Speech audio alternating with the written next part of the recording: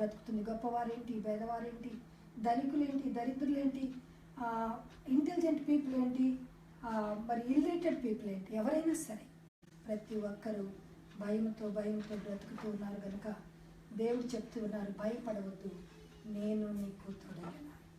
దినమునకు ఒక్కసారి అనగా లీఫ్ సంవత్సరమునకు 366 దినాలు. ఆ దినమును కూడా సంబోధిస్తూ దేవుడు 366 సార్లు ఈ మాటలు రాయించారు.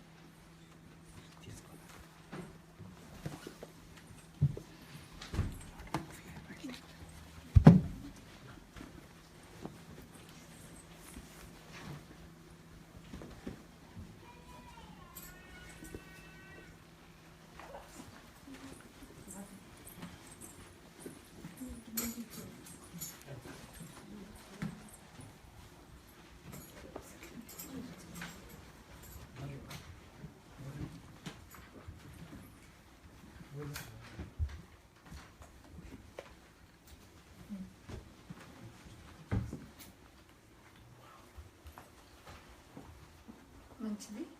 మరి దినమునకు ఒక్కసారి ప్రభు లీఫ్ సంవత్సరంకు 366 దినాలు, వాటిని కూడా ఉద్దేశిస్తూ ప్రభు ప్రతి దినము ప్రతి వ్యక్తితో మాట్లాడుచున్న మాట, నేను నీకు తోడై ఉన్నాను, జడియకము భయపడు, నేను నీకు తోడై ఉన్నాను. ఈ లోకంలో మనకు తోడుగా ఉంటానన్నవారు కొంతకాలం తోడుగా ఉంటారు, తర్వాత దూరం అయిపోతారు. మన ప్రాణ స్నేహితులు సైతం మనతో ఉంటానంటారు, కొంతకాలానికి మారిపోతారు. మనం పెంచిన బిడ్డలు మనకు దూరం అయిపోతారు. నా అన్నవారందరూ కూడా దూరం అయిపోతారు. కానీ మనతో విడువక ఎడబాయిక ఉండేవాడు ఒకే ఒక్కడు, ఆయనే దేవుడు. ఆ దేవుడు మనతో చెప్తున్నారు ఈ రాత్రికాలం, నేను నీకు తోడై ఉన్నాను.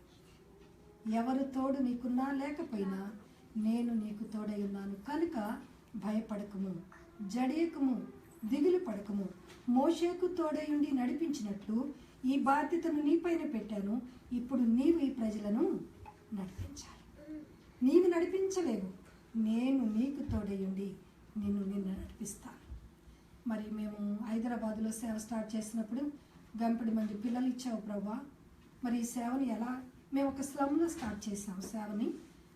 ఎలా ఉండేదంటే, మేము స్టార్ట్ చేసిన దినాల్లో స్త్రీలు వచ్చి కూర్చుంటే భర్తలు జుట్టు పట్టి లాగి తీసుకొని బయటికి ఈడ్చుకొని పోయి కొట్టేవారు. అలాంటి భయంకరమైన సొదొమ గొమొర్రా పట్టణం లాంటి స్లమ్ అది. చాలా బాధ అనిపించేది, వేదన అనిపించేది. కొన్నిసార్లు ప్రభుని అడిగాను, ప్రభా తెచ్చి ఇక్కడెందుకు వేసావయ్యా, ఇంకెక్కడ వేసినా ఇక్కడ చెప్పే వాక్యాలు, ఇక్కడ జరిగే ప్రార్థనలు కొన్ని వేల మంది రక్షించబడేవారు. ఈ మూర్ఖ ప్రజల మధ్య మమ్మల్ని తీసుకొచ్చి వేసావు. మేము అలసిపోతున్నాం, ఇలా పట్టుకొస్తున్నాం అలా జారిపోతున్నారు, ఇలా పట్టుకుంటున్నాం అలా జారిపోతున్నారు. ఎంతకాలం ప్రభా ఇలాగా ఈ సేవ మేము చేయలేము, అలసిపోతున్నాం అని ప్రభుతో చెప్పినప్పుడు ప్రభు అన్నారు, బిడ్డ నీవు మోస్తున్నావా ఈ భారాన్ని, నేను నీ చేత మోయిస్తున్నాను. నీ అంతటా నీవుగా మోయలేవు, నేను నీతో మోయిస్తున్నాను. నీవు అలసిపోయినప్పుడు నేను నిన్ను ఎత్తుకుంటున్నాను, నువ్వు సొమ్మసిల్లినప్పుడు నేను నీకు బలాన్ని ఇస్తున్నాను. ఇక్కడ నీవు సేవ చేయటమే నా చిత్తం. ఇంకంతే. అప్పటి నుంచి సనగటం గొనగటం మానేసి, ప్రభా నీ శక్తిని నాకు ఇవ్వు నాయనా, నీ శక్తిని మాకు ఇవ్వు నాయనా అని ప్రార్థన చేయటం ప్రారంభించాం. చాలాసార్లు మన జీవితాల్లో మనం అలసిపోతాం, సొమ్మసిల్లిపోతాం. మన కుటుంబ పరిస్థితులు ప్రతికూలంగా మారినప్పుడు మనం ఎంతగానో స్ట్రెస్కు గురైపోతాం. అనుకున్నవి జరగనప్పుడు చూడండి, ఒక కుమారుని చక్కగా లక్షలు పెట్టి చదివిస్తాం, సరైన జాబ్ రాలేదనుకోండి, ఆ కుమారుడితో పాటు మనం అంతకన్నా భయంకరమైన స్ట్రెస్ను అనుభవిస్తాం. అయ్యో ఇంత డబ్బు పోసామే, నా కుమారుడు సెటిల్ అవ్వలేదే, నా కుమారుడు కుటుంబంగా కట్టబడలేదే, వాడు ఉద్యోగం చేయట్లేదే, మరి అప్పంతా ఎలా తీర్చాలి అనే స్ట్రెస్తో మనం ఉంటాం. అలాగే వివాహం చేస్తాం, బిడ్డలకు వివాహాలు చేస్తాం. వారికి సంతానం కలగకపోతే అయ్యో ఎంతో కష్టపడి సంతోషంగా వారి సంతానాన్ని చూడాలని వివాహం చేశానే, సంతానం కలగలేదే. వివాహం పొందిన వారికి స్ట్రెస్సే, తల్లిదండ్రులకు గొప్ప స్ట్రెస్ ఉంటుంది, ఆందోళన ఉంటుంది. కనుక ఈ ఆందోళన అన్నిటిలో నుండి మనకు విడుదల కావాలి. కుటుంబాల్లో పరిస్థితులు ప్రతికూలంగా ఉన్నప్పుడు, అన్ఎంప్లాయ్మెంట్ ఉన్నప్పుడు, స్టడీస్లో సరైన రీతిగా మెమరీ పవర్, గ్రాస్పింగ్ పవర్ లేనప్పుడు, ఆ చదువు వారికి భారంగా ఉన్నప్పుడు అలసిపోయినప్పుడు, సొమ్మసిల్లిపోయినప్పుడు స్ట్రెస్కు గురవటమే కాకుండా అనారోగ్యానికి కూడా మనం గురవుతాం. ఎక్కువ ఎవరైతే ఒత్తిడికి గురవుతారో వారు బీపీలకు, షుగర్లకు అది లీడ్ చేస్తుంది. అంతేకాదండి, తలనొప్పి, నరాల నొప్పి, మెడ నొప్పులు, తల తిరగటం, ఎన్ని కారణాలు ఏమిటంటే ఓవర్ స్ట్రెస్ వల్ల. ఇక్కడ ఈ దేశాల్లో మనం చూస్తున్నాం, చక్కని జీతాలు ఉన్నాయి, కానీ ఎంత స్ట్రెస్ ఉంది, భయంకరమైన స్ట్రెస్. ఏ దేశంలో కూడా డబ్బున్న వారికి ఉంది, డబ్బు లేని వారికి ఉంది. ఎవరికి లేదు చెప్పండి? ప్రతి వ్యక్తి ఒత్తిడితో, స్ట్రెస్తో బ్రతుకుతున్నాడు. అందుకే ప్రభు అంటున్నారు, నీవు దాని నుండి విడుదల పొందాలి అంటే భక్తిని సాధన చేయాలి. యోబు గ్రంథం 4వ అధ్యాయము 6వ వచనంలో అంటున్నాడు, నీ భక్తి నీకు ధైర్యము పుట్టింపదా. మనం అధైర్యంతో ఉన్నాం, ఆందోళనతో ఉన్నాం, మనం అనుకున్నది జరగనప్పుడు కలవరంతో ఉంటున్నాం, మన బిడ్డల యొక్క పరిస్థితులు ప్రతికూలమైనప్పుడు కలవరంతో ఉంటున్నాం. ఈ రీతిగా మనం నలిగిపోతున్నాం, అనారోగ్య పాలవుతున్నాం. అనారోగ్య పాలైనప్పుడు మళ్ళా లక్షల రూపాయలు హాస్పిటల్కి పెట్టవలసి వస్తుంది. వీటన్నిటికీ రెమెడీ ఏమిటంటే భక్తిని సాధన చేసినప్పుడు మనకి ధైర్యము కలుగుతుంది. నువ్వు ఎలాంటి పరిస్థితిలో ఉన్నా నీవు భక్తిని సాధన చేయగలిగితే దేవుడు ఒక గొప్ప బోల్డ్నెస్ను ఇస్తారు. యోబు అంటున్నాడు 4వ అధ్యాయం 6వ వచనంలో, నీ భక్తి నీకు ధైర్యము పుట్టింపదా. భక్తి వలన, భక్తిని సాధన చేయటం వలన ఫస్ట్ మనకు వచ్చేది ఏంటంటే ధైర్యం. పరిస్థితులు ఎంత ప్రతికూలంగా ఉన్నా దేవుడు వాటి నుండి నన్ను తప్పక విడిపిస్తారు అనే ధైర్యం. మరి బైబిల్ గ్రంథంలో ఇలాంటి స్ట్రెస్కు గురైన వారు ఎవరైనా ఉన్నారా అంటే గొప్ప గొప్ప భక్తులు ఉన్నారండి. గొప్ప గొప్ప భక్తులు, పేరుగాంచిన భక్తులు, ప్రభు కొరకు గొప్పగా జీవించిన భక్తులు సైతము స్ట్రెస్కు గురయ్యారు. వారిలో మోషే ఒకడు. మోషే గొప్ప నాయకుడు, అద్భుతాలు చేసినవాడు. నేటికి సముద్రం 2 పాయలుగా చేసి గోడలుగా నిలబెట్టడానికి సైంటిస్టులు ఎన్ని ప్రయత్నాలు చేస్తున్నా విఫలమైపోతున్నారు. ఎవ్వరు, ఏ మానవుడు చేయలేని గొప్ప కార్యములు దేవుడు మోషే ద్వారా జరిగించారు.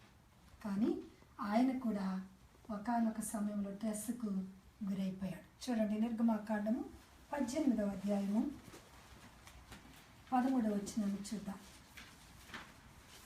మరునాడు మోషే ప్రజలకు న్యాయం తీర్చుటకు కూర్చుండగా ఉదయం మొదలుకొని సాయంకాలం వరకు ప్రజలు మోషే యొద్ద నిలిచి ఉండేది. 14వ వచనం, మోషే ప్రజలకు చేసినదంతయు అతని మామ చూచి, నీవు ఈ ప్రజలకు చేయించిన ఈ పని ఏమిటి? ఉదయం మొదలుకొని సాయంకాలం వరకు నీవు మాత్రం కూర్చుండగా ప్రజలందరూ నీ యొద్ద నిలిచి ఉండనేలా అని అడగగా. 17వ వచనం, అందుకు మోషే మామ అతనితో నువ్వు చేయించిన పని మంచిది కాదు.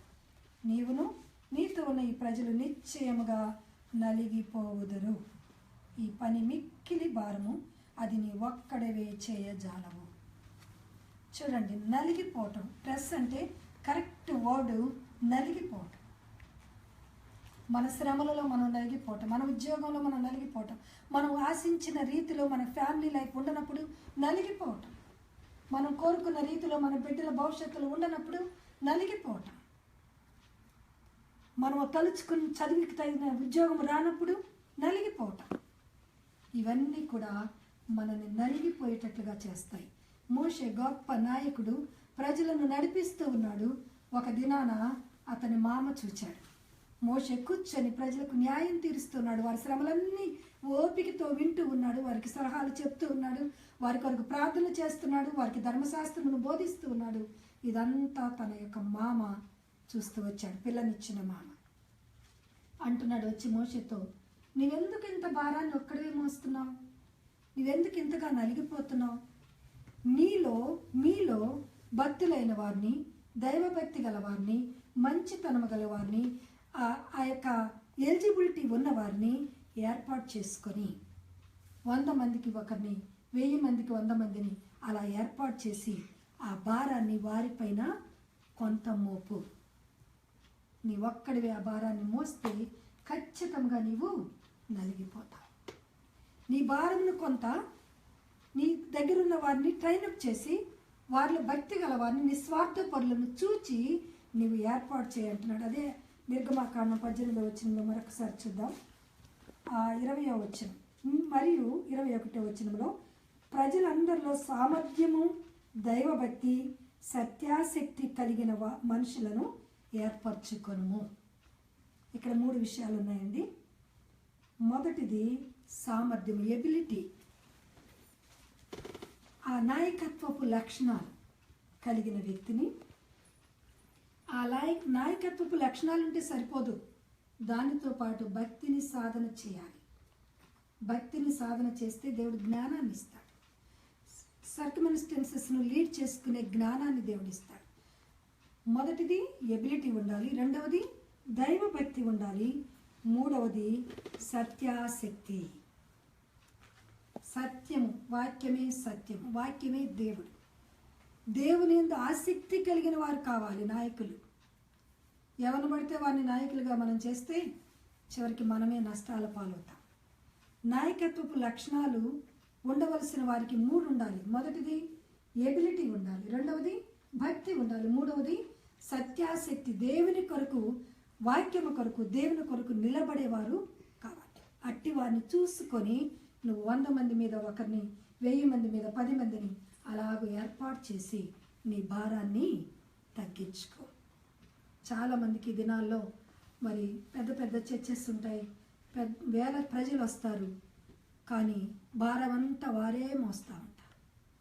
అన్నిటికీ వారే అనుసరిస్తుంటారు, అన్ని వారే చూసుకుంటూ ఉంటారు. కానీ ప్రభుతో పర్సనల్ కమ్యూనికేషన్ అనేది ఉండదు. అలా ఉండని వారు ఖచ్చితంగా ఏదో ఒక దినమున సొమ్మసిల్లిపోతారు, అలసిపోతారు, త్వరగా రోగాలకు గురే అవకాశం ఉంది, వీలైతే చనిపోయే అవకాశం కూడా ఉంటుంది. కనుక మనము నాయకులైన వారు ఎక్కువగా దేవునితో గడపాలి. కొంతమంది నాయకులను తయారు చేయాలి. చూడండి, ఇతడు ఒక అన్యుడు, ఈత్రో అన్యుడైనప్పటికీ దేవుడు అతనికి ఒక జ్ఞానాన్ని ఇచ్చాడు. నువ్వు ఇలా చేస్తే నలిగిపోతావు. నువ్వు కొంతమందిని ఏర్పాటు చేసుకుని నీ పనిని కొంతమందికి అప్పచెప్పు. పెద్ద సమస్యలు వచ్చినప్పుడు వాటిని నువ్వు డీల్ చేయి. చిన్న చిన్న సమస్యలు వచ్చినప్పుడు అది ఈ 3 లక్షణాలు ఉన్న వారికి అప్పచెప్పు. మోషే వెంటనే ఒబే అయ్యాడండి. మనమైతే ఏమంటామండి, నేను ఒక గొప్ప నాయకుడిని, 30 లక్షల మందిని నడిపించాను, నా దేవుడు నా ద్వారా అనేకమైన అద్భుతాలు చేశాడు, నువ్వు ఒక అన్యుడివి, నీ సలహా నేను తీసుకోవటం ఏంటి అనలేదు. వెంటనే మామగారి మాటకు ఒబే అయ్యాడు. సరే మామగారు, మీరు చెప్పింది చాలా బాగుంది, నేను తప్పక దాన్ని ప్రాక్టీస్ చేస్తాను. అలా ప్రాక్టీస్ చేసి ఏర్పాటు చేశాడు. 70% భారం అతనికి తగ్గిపోయిందట.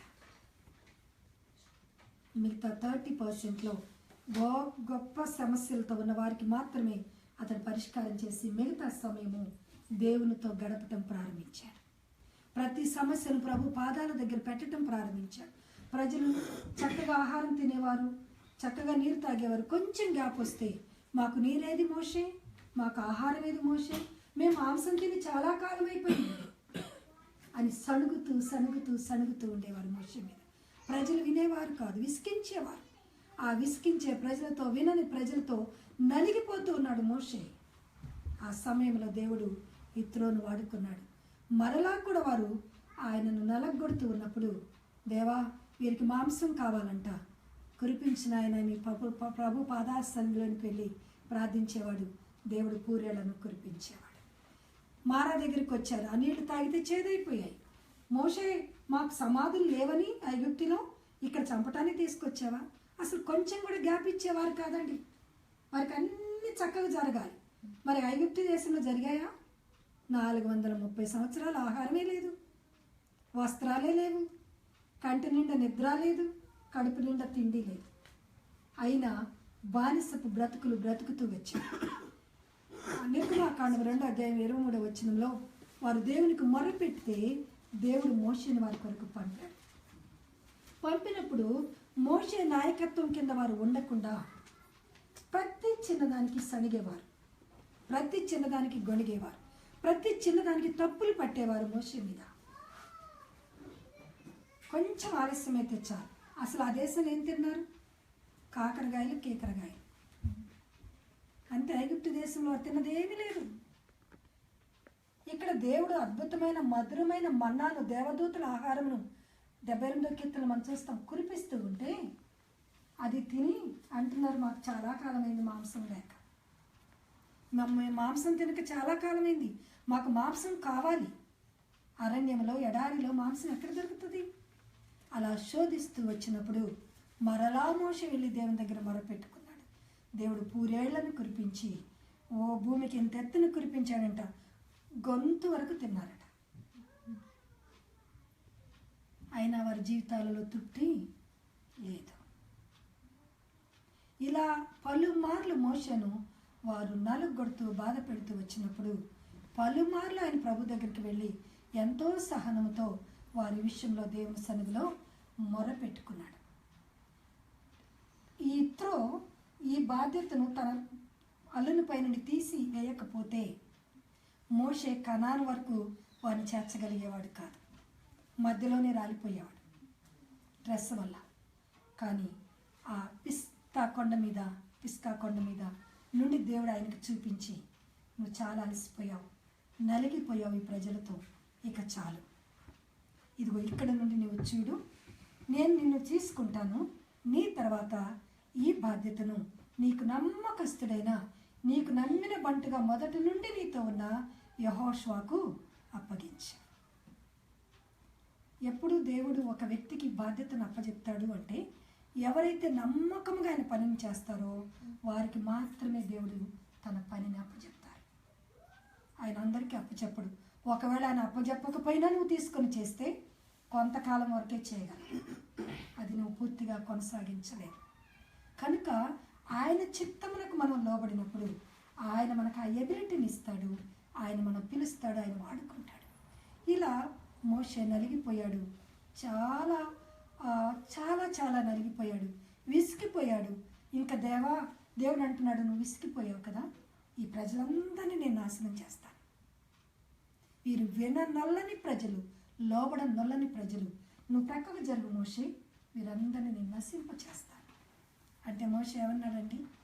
వద్దు నాయనా, జీవ గ్రంథంలో నుండి నా పేరు తీసేయి, వారిని మాత్రం నువ్వు నశింప చేయద్దు. ఇదిగో ఆ దేవుడట వారిని తీసుకెళ్లి అరణ్యంలో నశింప చేశాడనే పేరు నీకు వస్తుంది, కనుక వారిని నశింప చేయొద్దు, వారి పక్షమున నేను క్షమాపణ అడుగుతున్నాను. నాయకుడు అనేవాడు తగ్గింపు స్వభావం కలిగి అందరిని ఆదరించేవాడిగా, వారి కొరకు ప్రయాసపడేవాడిగా, ప్రార్థించేవాడిగా, కన్నీరు కార్చేవాడిగా, వారి తప్పుదములను తనపైన వేసుకొని దేవునికి మధ్యవర్తిగా ఉండి మొరపెట్టేవాడిగా ఉన్నవారినే దేవుడు బలముగా వాడుకుంటాడు. అంతేకాని ఏదో పేరుకు మాత్రం సేవ అని అంటే అది కొంతకాలమే. వారు నిజముగా భారాన్ని మోసేవారు కాదు. మోషే గొప్ప భారాన్ని మోసాడు కనుక దేవుడు అన్నాడు, ఇక చాలు, నీవు రెస్ట్ను తీసుకో. అలాగే బైబిల్ గ్రంథంలో మరొకరు ఉన్నారండి, చాలా గొప్ప రచయిత, సింగరు, ప్లేయరు, అసలు చాలా చాలా టాలెంట్స్ కలిగిన వ్యక్తి, పరాక్రమశాలి, సింహము లాంటి గుండె కలిగిన వాడు, యుద్ధ ప్రవీణుడు. ఎన్ని టాలెంట్స్ కలిగిన ఈ వ్యక్తి కూడా ఒకానొక దినమున ట్రెస్లోనికి వెళ్ళిపోయాడు. అతను ఎవరు అంటే కింగ్ డేవిడ్. దావీదు మంచి పనిని చేశాడు, శత్రువును హతమార్చాడు, ఇశ్రాయేలు ప్రజలను రక్షించాడు.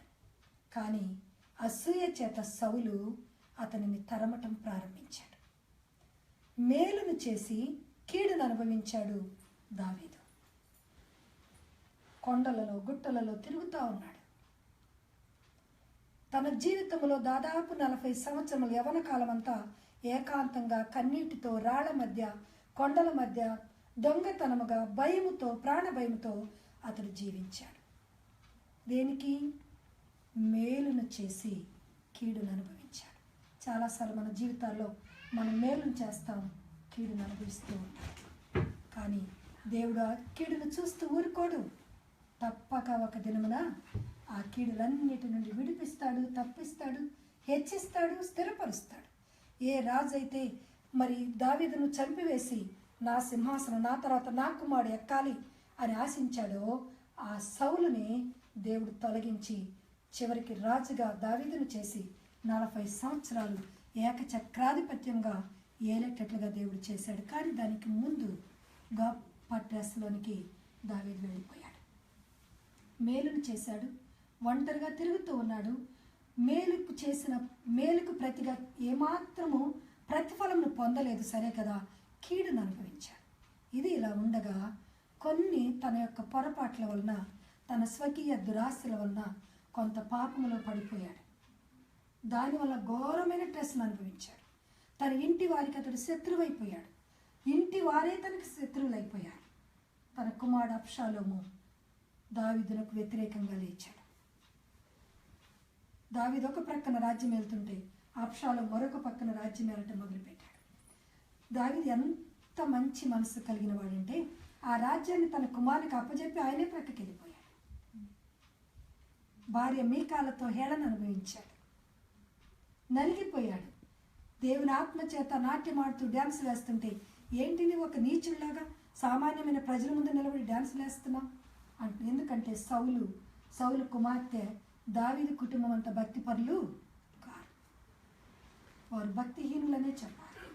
అందుకే సౌలు మేలు చేసిన దావీదును తరిమాడు. దేవుని మనస్సు ముందు నాట్యమాడుతుంటే మీకాలు భర్తను ఎగతాళి చేసింది. అంటే దేవుని యొక్క విలువ, ఆత్మ యొక్క విలువ వారికి తెలియదు. ఇలా కుటుంబం చేత నలగగొట్టబడ్డాడు, మేలు చేసి నలగగొట్టబడ్డాడు. తనకున్న ఆ స్వకీయ దురాశ చేత పాపం చేసి బయర్షబాతో గొప్ప అవమానాలకు, నిందలకు గురైపోయాడు. దానితో అనేక సంవత్సరాలు తన ఇంటి వారికి, బయట వారికి, అందరికి కూడా అతడు ఒక నిందాస్పదంగా మారిపోయాడు. గొప్ప స్ట్రెస్ను అనుభవించాడు. ఆ తర్వాతే 23వ కీర్తన, 51వ కీర్తన రాశాడు. ఈ శ్రమలన్నిటిలో 23వ కీర్తన రాశాడు. పాపం చేసి పశ్చాత్తాపడిన తర్వాత 51వ కీర్తన రాశాడు. గొప్ప స్ట్రెస్లోనికి వెళ్ళిపోయాడు. కానీ దావీదు చేసిన గొప్ప పని ఏంటంటే తన తప్పిదములన్నీ ఒప్పుకొని, తన పరుపును తేల చేసుకొని, కన్నీరు కార్చి ప్రభు పాదాల దగ్గర కూర్చున్నప్పుడు ఆ స్ట్రెస్ అంతటి నుండి దేవుడు అతనిని విడిపించాడు. ఈ రాత్రి మీరెవరైనా అట్టి స్ట్రెస్లో ఉంటే, అట్టి ఆందోళనలో ఉంటే, నా జీవితం ఎందుకు, నా బ్రతికెందుకు, నా జీవితం వ్యర్థం, నా చదువు వ్యర్థం, నా వివాహ జీవితం వ్యర్థం, నా ఉద్యోగం వ్యర్థం, నేను సంపాదించినంత వ్యర్థం, నాకు సరైన ఆనందాన్ని ఇవ్వట్లేదు, నాకు ఇక చావే శరణ్యం అనే స్థితిలో నీవు ఉంటే నువ్వు చేయవలసిన పని ఒకటే, ప్రభు పాదాలను పట్టుకుంటే ఆయన నీ యొక్క స్ట్రెస్ అంతటి నుండి విడిపిస్తాడు. దావీదు వెళ్ళాడు, దేవుని సన్నిధిలో కూర్చున్నాడయ్యా, నేను ఘోర పాపం చేశాను, నేను పాపిని, నన్ను క్షమించి, ఆ పాపం వల్ల గొప్ప అవమానాన్ని పొందాను, నా ఇంటి వారు నన్నుకి ఎగతాళి కారణమైపోయాను, నా కుమారులు నన్ను నిందించినట్లుగా అయిపోయాను, లోకులు నన్ను నిందించేటట్లుగా అయిపోయాను, మేలు చేసి కీడును అనుభవించాను, ఇప్పుడు పాపం చేసి కీడును అనుభవిస్తున్నాను, నన్ను ఈ శ్రమల నుండి విడిపించు అని ఎప్పుడైతే పశ్చాత్తాపంతో అతడు ప్రార్థన చేశాడో దేవుడు అద్భుత రీతిగా అతనిని విడిపించాడండి. చూడండి, మొదటి దినవృత్తాంతాల గ్రంథం 10వ అధ్యాయము 13వ వచనం. ఎవరైనా తీస్తే చదవండి. మొదటి దినవృత్తాంతములు 10వ అధ్యాయము 13వ వచనం.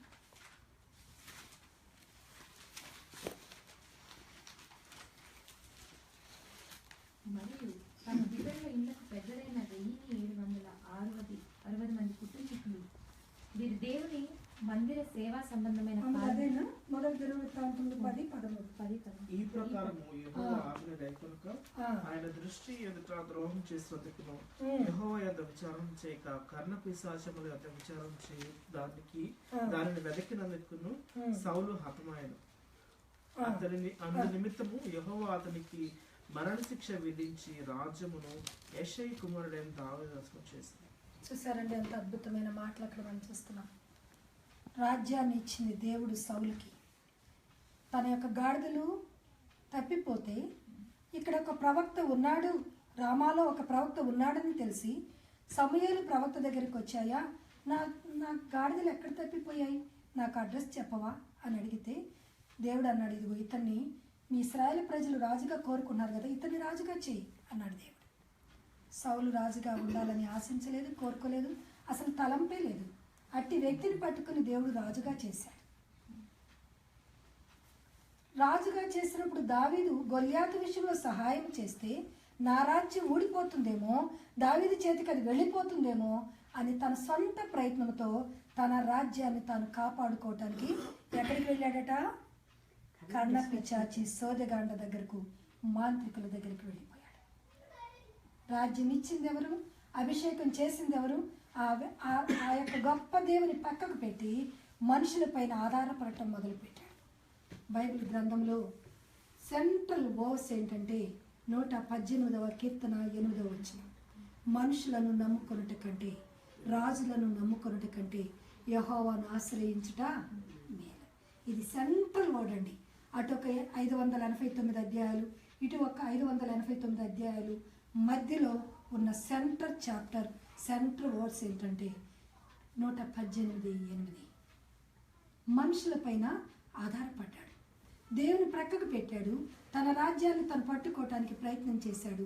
ఈ ప్రకారం అనేక దినములు జరిగిన తర్వాత సమస్తమును చూచుచున్న దేవుడు 139వ కీర్తనలో అంటున్నాడు, నీవు కూర్చుండుట, నీవు లేచుట, అసలు నీకు తలంపు పుట్టక మునిపే నీవేం ఆలోచిస్తున్నావో నీకు తెలియదు, కానీ ఆయనకు తెలుసు. నేనేం ఆలోచిస్తున్నానో నాకు తెలియదు, మరి క్షణంలో నేను ఏం ఆలోచించబోతానో ఆయనకు తెలుసు. ఆ తలంపు ఎరిగిన దేవుడు, క్రియలను చూచుచున్న దేవుడు ఇప్పుడు ఏం చేశాడట? సౌలును తొలగించి ఎవరు దానికి అర్హులో వారిని సింహాసనము దేవుడు ఎక్కించాడు.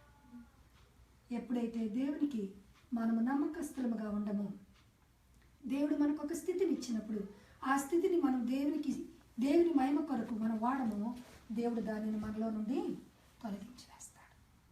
అసలు సౌలు పాపం ఈ కన్న పిశాచుల దగ్గర మొదలుపెట్టినప్పుడే దేవుడు ఒక నిర్ణయం తీసుకున్నాడట. ఏమనంటే, ఇతడిక ఉండ తగదు, ఇతనికి మారుగా మరొకరిని నేను చూచుకుంటానని వెతకటం ప్రారంభించాడట దేవుడు. వెతికినప్పుడు దావీదు కనబడ్డాడట ఆయన దృష్టికి. అందుకే అపోస్తుల కార్యములు 13వ అధ్యాయము 23వ వచనం అంటాడు, నా చిత్తానుసారుడైన మనుష్యుని నేను కనుగొన్నాను. ఎంత అద్భుతమైన మాట! దేవుడు తన హృదయానుసారుడైన మనిషిని కనుగొన్నాడట. కనుగొని ఇప్పుడు ఏం చేశాడు? సౌలును తొలగించి దావీదును సింహాసనము ఎక్కించాడు. ఆ ట్రెస్లో అనేకమైన పొరపాట్లకు ఆయన గురైపోయాడు. ఆ ట్రెస్లో మేలు చేసి కీడును అనిపించాననే ట్రెస్లో నుండి ఆయన ఎక్కడెక్కడికో సాతాను తీసుకొని వెళ్ళింది. కానీ దేవునికి మొరపెట్టుకున్నప్పుడు దేవుడు తిరిగి మరలా మొదటి స్థానంకు దావీదును తీసుకొని వచ్చాడు. ఈ రాత్రి నేను మీకు ఎంఫసైజ్ చేసి చెప్పేది ఏంటంటే, మనం ఇప్పుడు ఏ స్థితిలో పడిపోయి ఉన్నా, ఎలాంటి స్థితిలోనికి ఆత్మీయ జీవితంలో ఒకవేళ మనం దిగజారిపోయామేమో, మొదటి ప్రార్థన మనలో తగ్గిపోయిందేమో, మొదటి భక్తి మనలో తగ్గిపోయిందేమో, మొదటి విశ్వాసం మనలో తగ్గిపోయిందేమో, మొదటి ఆసక్తి మనలో తగ్గిపోయిందేమో, మనకున్న సమస్యలు, మనకున్న శ్రమలు మనల్ని క్రమక్రమంగా దిగజారుస్తున్నాయేమో. అయితే మనం చేయవలసింది ఒకటే, ఆ మొదటి స్థితిలో నుండి ఎక్కడ పడిపోయామో అక్కడికి తిరిగి మనం చేరగలిగితే దేవుడు తిరిగి మనం పోగొట్టుకున్న అన్నిటినీ ఇచ్చివేస్తాడు. దావీదు సత్యాన్ని తెలుసుకున్నాడు, పశ్చాత్తాపడ్డాడు, ప్రభు పాదాలు పట్టుకున్నాడు, మొరపెట్టాడు. 51 కీర్తనంతా రాశాడయ్యా, ఇక ఎన్నడూ నేను పాపంలో పడకుండా నా అంతరంగాన్ని స్థిరపరచు, నా యందు శుద్ధ హృదయము దయచేయి, నా పాపాలు రక్తములు ఎర్రగా కనబడుతున్నాయి, నన్ను హిమముగా మార్చు, నా మచ్చలు, నా డాగులు, నా ముడతలు తుడిచివేయి, నీ రక్తంతో నన్ను కడిగివేయి, నన్ను శుద్ధి చేయి, ఒక నూతన వ్యక్తిగా నన్ను మార్చు, నేను నీ కొరకు జీవిస్తాను. ఈ రాత్రి మనం ఒకవేళ పాప స్థితిలో, శాప స్థితిలో, ప్రార్థన లేని స్థితిలో, లేదా దేవుని పైన విసుక్కొని దేవుడు ఎక్కడున్నాడు, నాకేం చేశాడు అనే స్థితిలో నీవు ఉంటే నువ్వు ప్రభుతో మాట్లాడు. ప్రభుని అడుగయ్యా, నన్ను క్షమించు ప్రభా, నాకున్న స్ట్రెస్ను బట్టి నీవెంత గొప్ప దేవుడివో మర్చిపోయి నేను ప్రార్థించవలసినంత ప్రార్థించకుండా మరలా నీ పైన నేను నిందలు వేస్తున్నాను, నన్ను క్షమించు ప్రభా అని దావీదు వలె పశ్చాత్తాపంతో మనం ప్రార్థన చేయగలిగితే మనం పోగొట్టుకున్న స్థితి, ఆత్మీయ స్థితి కావచ్చు, శారీరక స్థితి కావచ్చు, ధనము కావచ్చు, బలము కావచ్చు, ఆరోగ్యం కావచ్చు, ఏదైనా కావచ్చు, ఏదైతే నువ్వు పోగొట్టుకున్నావో దాన్ని తిరిగి దేవుడు నీకు ఇస్తాడు. అయితే మనం చేయవలసింది ఏమిటి? ప్రభు పాదాలు పట్టుకొని, ప్రభా నేను నలిగిపోయానయ్యా, సొమ్మసిల్లిపోయాను, అలసిపోయాను. యెషయా గ్రంథం 40:31 అంటాడు, సొమ్మసిల్లు వారికి బలమిచ్చువాడు ఆయనే. యెహోవా కొరకు ఎదురు చూచువారు సొమ్మసిల్లరు, అలయక పరిగెత్తుతారు. పక్షిరాజు వలె వారు పైకి ఎగురుతారు. పక్షిరాజట వృద్ధాప్యం వచ్చినప్పుడు తన ఈకలు తన ముక్కుతోనే ఊడబెరుక్కుంటుందట. బలవంతంగా ఈకలన్నీ ఊడబెరుక్కుంటుందట. ముందు వృద్ధాప్యం రాగానే దానికి అర్థమైపోయి ఎత్తైన శిఖరం పైకి ఉన్నతమైన పీక్కి వెళ్ళిపోతుందట, మౌంటైన్ మీదకి వెళ్ళిపోయి అక్కడ కూర్చొని తన ముక్కుతో తన 2 ప్రక్కల ఉన్న ఫెదర్స్ అన్నిటిని పీక్కుంటుందట. జస్ట్ ఆ వింగ్స్ మాత్రమే మిగులుతాయి. అలా కూర్చొని అలా దేవుని వైపు, ఆకాశం వైపు కన్నులెత్తి చూస్తూ ఉంటుందట. కొన్ని దినాలకు మరలా ఈకలు పుట్టడం ప్రారంభిస్తాయట. ఎప్పుడైతే ఫుల్ ఆ ఫెదర్స్ అన్నీ వచ్చేసాయో తిరిగి మరలా ఎగరటం ప్రారంభిస్తుందట. ఇంకా ఎత్తైన స్థలాలకు ఎగురుతుందట. అందుకే యెషయా భక్తుడు 41:31 చెప్పాడు, పక్షిరాజును ఎందుకు పోల్చాడు అంటే, పక్షిరాజు ప్రాక్టికల్గా అతడు చేసే పని ఇది. మనం కూడా అలసిపోయినప్పుడు, సొమ్మసిల్లిపోయినప్పుడు, మన చేత ఏమీ కానప్పుడు, మనం చెప్పిన ఎవరు మారనప్పుడు, మన బిడ్డలే అనుకోండి, మన భర్తలే అనుకోండి, మన బంధువులే అనుకోండి, మారనప్పుడు, మనం ఇంకా అలసిపోయినప్పుడు మనం చేయవలసిన పని ఏమిటి అంటే, వెళ్ళి ఆయన సన్నిధిలో కూర్చొని ఆయన కృప కొరకు ఎదురు చూస్తే అలసిపోయిన మన శరీరాలని నూతన బలముతో ఆయన నింపుతాడు. యెహోవా కొరకు ఎదురు చూచువారు, యెహోవా సన్నిధిలో గడుపువారు నూతన బలాన్ని పొందుకుంటారు. మన జీవితాల్లో మనం పడిన శ్రమలకు, చేస్తున్న హార్డ్ వర్క్కి అడ్జస్ట్ అయిపోతాం, ఫిజికల్గా, మెంటల్గా కూడా. అప్పుడు స్ట్రెంత్ ఎక్కడి నుండి వస్తుంది? ఇక్కడండి ఈ యుఎస్లో అనేకమైన ఎనర్జెటిక్ డ్రింక్స్ ఉన్నాయి, టాబ్లెట్స్ ఉన్నాయి. కానీ ఇండియాలో మనకి ఇన్ని కనబడవు. నాకు కూడా తెలియదు, 8వ సారి ఇప్పుడు అర్థమైంది నాకు బాగా. ఇన్నిసార్లు వచ్చాను వెళ్తున్నాను కానీ నాకు ఎప్పుడు అంతగా గమనించలేదు నేను. ఇప్పుడు గత 2-3 సార్లుగా నాకు బాగా అర్థమవుతుంది, ఇక్కడ అనేక రకాలైనవి ఉన్నాయి. కానీ ఇవి కూడా ఎంతకాలం బలం ఇస్తాయి మనకి? కొంతకాలమే. సంపూర్ణమైన బలం, సంపూర్ణమైన సంతోషం. కీర్తనకారుడు 16వ కీర్తన 11వ అంటాడు, నీ సన్నిధిలో సంపూర్ణ సంతోషము కలదు. దేవుని సన్నిధిలో సంపూర్ణ సంతోషం ఉంది. దేవుని సన్నిధిలో బలం ఉంది. బలహీనమైపోయిన నీ యొక్క ఎముకలలో బలమును నింపువాడు ఆయన. సామెతల గ్రంథం 3:5-6 అంటాడు, నీ హృదయంలో నుండి చెడుతనమును తీసివేసుకుంటే నీ ఎముకలు సత్తువతో నేను నింపుతాను అంటున్నాడు. ఎంత అద్భుతమైన మాట. మన కుళ్ళే మన ఎముకలను బలహీనపరుస్తుందట. ఎవరిలో ఎక్కువ కుళ్ళు అసూయ ఉంటుందో వారి ఎముకలు వీక్ అయిపోతాయి. ఎంత క్లియర్గా ఉంది బైబిల్లో. చిన్నప్పుడు మా అమ్మమ్మ గారు చెప్తుంటే మేము నమ్మేవారం కాదు ఈ మాట. కానీ తర్వాత బైబిల్ చదవటం ప్రారంభించాక చాలా క్లియర్గా తెలిసింది దానిలో. నీ హృదయంలో నుండి చెడుతనం తీసివేస్తే నీ ఎముకలు సత్తువతో నింపుతాను నేను అంటున్నాడు. కనుక మనం దేవునితో గడిపితే మన బోన్స్ ఆయన ఇత్తడి వల్ల స్ట్రెంగ్తన్ చేస్తానంటున్నాడు. ఇర్మియా 1:18 నీవు ఇత్తడి తలుపులను విరగొడతావు, నీ బోన్స్ నేను ఇత్తడి వలె మారుస్తాను. అంటే ఆయన సన్నిధిలో మనం కూర్చుంటే, ఆయనతో మనం గడిపితే మనకు వచ్చేది ఏంటంట? స్ట్రెంగ్త్. మొదటిది ధైర్యం, రెండవది స్ట్రెంగ్త్ కలుగుతుంది. ఆ స్ట్రెంగ్త్తో నువ్వేం చేస్తావు? ఇంకా కొంతకాలం ముందుకు సాగగలుగుతావు. అదే భక్తి లేకపోతే, అదే ధైర్యం లేకపోతే అనారోగ్యానికి గురైపోయి, గుండెపోట్లకు గురైపోయి ఎంతోమంది హాస్పిటలైజ్డ్ అయ్యి లేదా ప్రాణాలు కోల్పోయిన వారు కూడా ఉన్నారు ఓవర్ స్ట్రెస్ వల్ల. ఈ ఓవర్ స్ట్రెస్ ఏ ట్యాబ్లెట్ల వల్ల హీల్ అవ్వదండి. కేవలము ఆయన పాదాల దగ్గర నువ్వు కూర్చుంటే, నీవు ఎంత భయంతో, ఆందోళనతో, కలవరంతో ఆయన సన్నిధిలోకి వెళుతావో అంత ఒక గంట అరగంట గడిపిన తర్వాత అంత శాంతి సమాధానంతో బయటకు వస్తావు. ఇది నా జీవితంలో అనేక సార్లు నేను అనుభవించాను కనుకనే ఇంత ధైర్యంగా మీకు చెప్పగలుగుతున్నాను. ఎంత వేదనతో దుఃఖంతో ఆయన పాద సన్నిధికి నేను వెళ్తాను. 100 కిలోలు 1000 కిలోల బరువుగా ఉంటుంది నా హృదయం. వెళ్తాను ఆయన పాద సన్నిధిలోనికి. 4 కన్నీళ్ళు బొట్లు కార్చి నేను బయటికి తిరిగి లేచి వచ్చేటప్పుడు నా హృదయం ఎంత తేలికైపోతుందో నాకు అనిపిస్తుంది. ఖచ్చితంగా ప్రభు నా ప్రార్థన విన్నారు, ఖచ్చితంగా ఆయన నాకు సహాయం చేస్తారు అనే ఒక గొప్ప కాన్ఫిడెంట్తో నేను బయటకు వస్తాను. మీరు కూడా అలా, మీలో కూడా కొంతమంది అలాంటి అనుభవం కలిగిన వారు తప్పకుండా ఉండి ఉంటారు. అలా చేసేవారికి ఖచ్చితంగా ఈ అనుభవం ఉంటుంది. కనుక మన బలం ఎవరంట? మన దేవుడు. మన ధైర్యం ఎవరు చెప్పండి? బ్యాంక్ బ్యాలెన్స్ కాదండి, మన బిడ్డలు కాదు, మన భర్తలు కాదు, మన భార్యలు కాదు, మన బంధువులు కాదు, మన ప్రాణ స్నేహితులు కాదు. మన బలము మన దేవుడు. హల్లెలూయా చెప్దామా? గట్టిగా అండి, ఇంకా గట్టిగా, ఇంకా గట్టిగా. మన బలం ఎవరు చెప్పండి? మన దేవుడు. మన దేవుడు మనతో ఉంటే ఎవరు మనతో ఉన్నా లేకపోయినా ఆయన మనల్ని ఎటువంటి పరిస్థితుల్లోనైనా ఆయన మనం నడిపిస్తాడు. అందుకే 18వ కీర్తన 16వ వచనంలో అంటున్నాడు, ఇదిగో అగాధ జలములలో నువ్వు పడి ఉన్నా, నువ్వు మునిగిపోయావు, అగాధ జలంలోకి వెళ్ళిపోయావు, నీ చాప్టర్ క్లోజ్ అయిపోయింది. నిన్ను ఎవ్వరు అగాధ జలంలోనికి వెళ్ళి హెల్ప్ చేసి పైకి తెచ్చేవారు లేరు. అంతగా లోపలికి వెళ్ళిపోయావు. అసలు నువ్వు కనబట్టలేదు పైకి ఎవరికి, నువ్వు అగాధంలో ఉన్నావు ఎవరికి తెలియదు.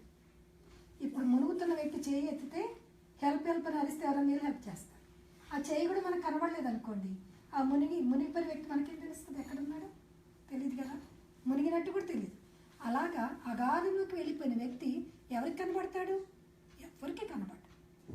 ఒకవేళ శ్రమల చేత, అప్పుల చేత, అనారోగ్యాల చేత మనం అగాధంలో ఉన్న 18వ కీర్తన 16వ వచనంలో దావీదు అంటున్నాడు, అతడు అలాంటి స్థితిలో ఉన్నాడు. అందుకే రాస్తున్నాడు, అగాధ జలములో ఉన్న ఉన్నత స్థలము నుండి నేను నిన్ను చూచి నా ఉన్నతమైన చెయ్యిని చాపి అక్కడి నుండి నిన్ను లేపి ఎత్తైన స్థలములో నేను నిన్ను నిలవబెడతాను. హల్లెలూయా, హల్లెలూయా. ఇది ఎవరు చేయగలరండి? దేవుడు ఒక్కడే. దేవుడు ఒక్కడే ఇది చేయగలడు. అక్కడ ఉండి నిన్ను చూస్తాడట, అగాధంలో మునిగిపోతున్న నిన్ను. ఆయన పొడవైన చేతిని అక్కడే కూర్చొని ఆయన పొడవైన చేతిని చాచి అమాంతంగా నిన్ను తీసి ఊరికి ఒడ్డున పెట్టడట. ఒక ఎత్తైన స్థలంలో అందరికి నువ్వు కనబడేటట్లుగా నిలబెడతాడు. హల్లెలూయా, హల్లెలూయా. మన దేవుడు అంత గొప్ప దేవుడు అండి. మన పరిస్థితులు ఎలాగున్నా, ఒకవేళ మనం అగాధంలో మునిగిపోయినట్టుగా ఇప్పుడు అనిపించినా నీవు ఆయనకు మొరపెట్టు. ఆయన ఒక్కడే సమర్థుడు. నిన్ను ఆ స్థితిలో నుండి లేపి ఉన్నతమైన స్థితిలో కూర్చుండబెట్టగల సమర్థుడు దేవుడు మాత్రమే. దేవుడు ఒక్కడే. ఏ మనుషుడు ఈ పనిని చేయజాలడు. దేవునికి స్తోత్రం. హల్లెలూయా, హల్లెలూయా, హల్లెలూయా. చూడండి, అటువంటి శ్రమల్లో అతడు నలుగుతూ తిరుగుతూ ఉన్నప్పుడు దేవుడు చూచి తీసుకొని వచ్చి ఆ అరణ్యంలోనే, ఆ కొండల్లోనే ఉన్నాడు దావీదు. 400 మంది అక్కడికి వెళ్ళిపోయి, అయ్యా మీరు మాకు కావాలి, మీరు రండి, మీకు పట్టాభిషేకం చేస్తాం, మీరు మాకు రాజుగా ఉండాలి అని ఏ మేలు చేసి 40 ఏళ్ళు 30 ఏళ్ళు కీడు అనుభవించాడో ఆ వ్యక్తి దగ్గరికి ప్రజలు వెళ్ళి వెతుక్కొని తెచ్చుకొని సింహాసనం ఎక్కించేటట్లుగా చేసిన వాడు దేవుడు మాత్రమే. ఆ చేసిన వాడు దేవుడే. అందుకే 75వ కీర్తన దావీదు రాస్తున్నాడు 7వ వచనంలో, ఆయన ఒకరిని తగ్గించును, ఒకరిని హెచ్చించును. చూడండి, అన్యాయం చేసిన సౌలును దేవుడు తగ్గించి వేశాడు. న్యాయముగా యథార్థముగా శ్రమలు మేలు చేసి శ్రమలు అనుభవించిన దావీదును దేవుడు సింహాసనము ఎక్కించాడు.